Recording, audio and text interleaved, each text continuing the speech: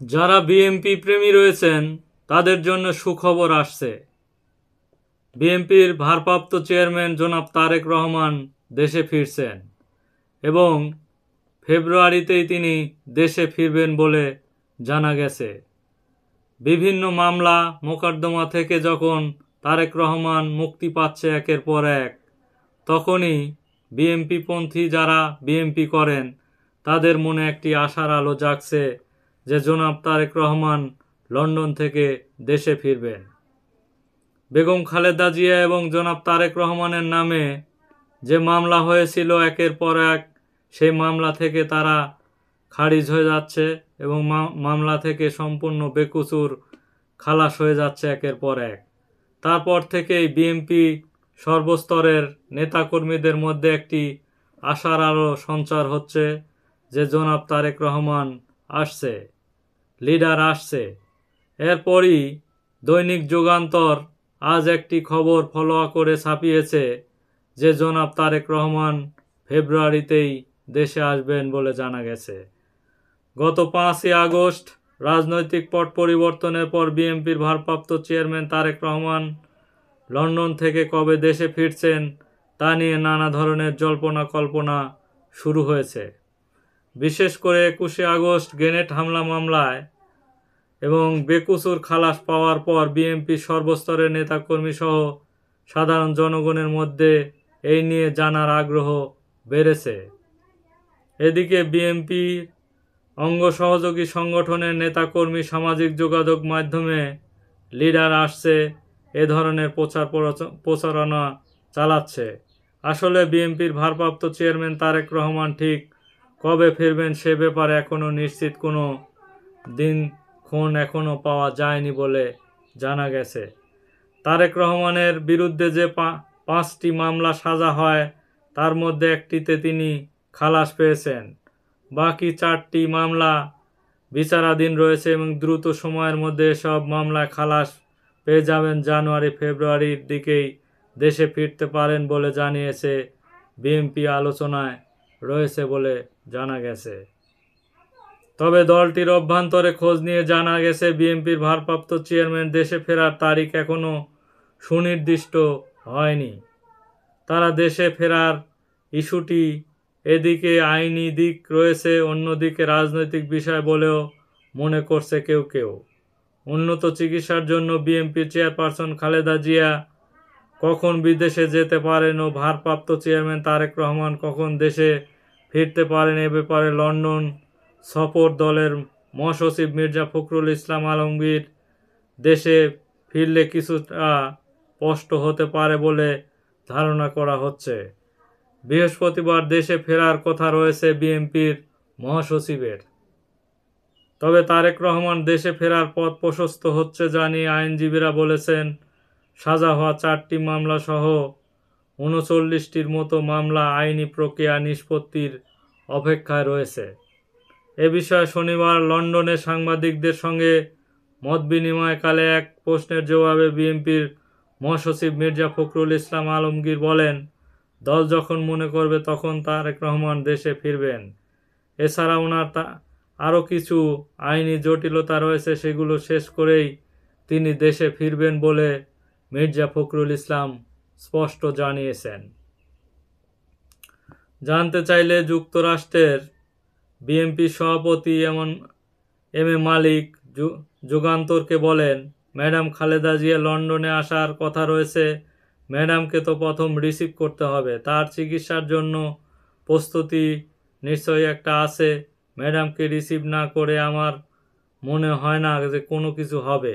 আমি ব্যক্তিগতভাবে মনে করছি উনি হয়তো ম্যাডামকে জন্য অপেক্ষা করছে বলে তিনি জানিয়েছেন।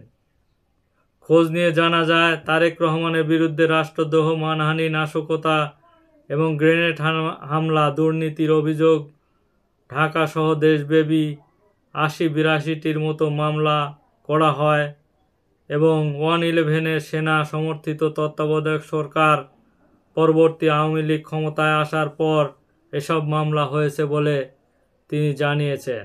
এর মধ্যে 2007 সালে তত্ত্বাবধায়ক সরকারের আমলে 17টি মামলা হয় তারেক রহমানের ৬২টির মতো মানহানির মামলা হয়েছে বলে জানিয়েছে আইনজীবীরা।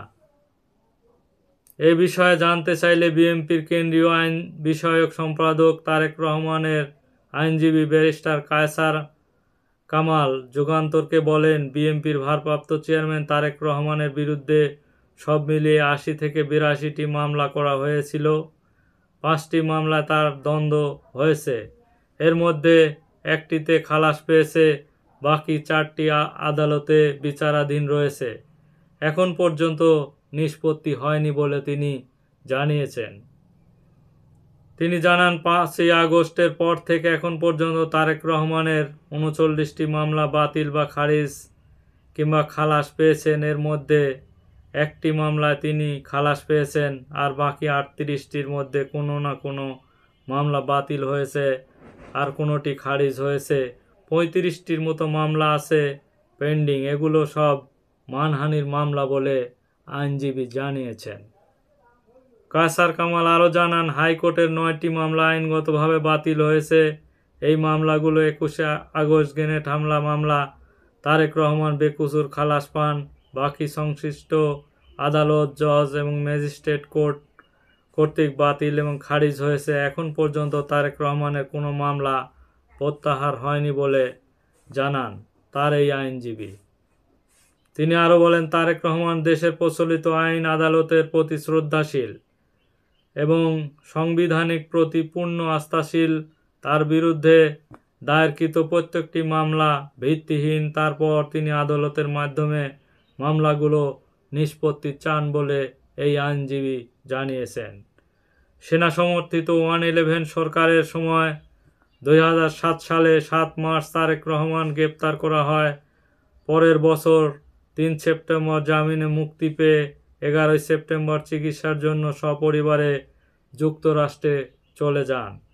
তখন থেকেই তিনি লন্ডনে রয়েছেন এবং লন্ডনে থাকাকালে 2018 সালের 8 ফেব্রুয়ারি তার মা বিএনপির চেয়ারপারসন বেগম খালেদা জিয়ার কারাগারে যাওয়ার পরে গণতন্ত্র অনুযায়ী ভারপ্রাপ্ত চেয়ারম্যান দায়িত্ব নেন senior vice chairman Tarique Rahman.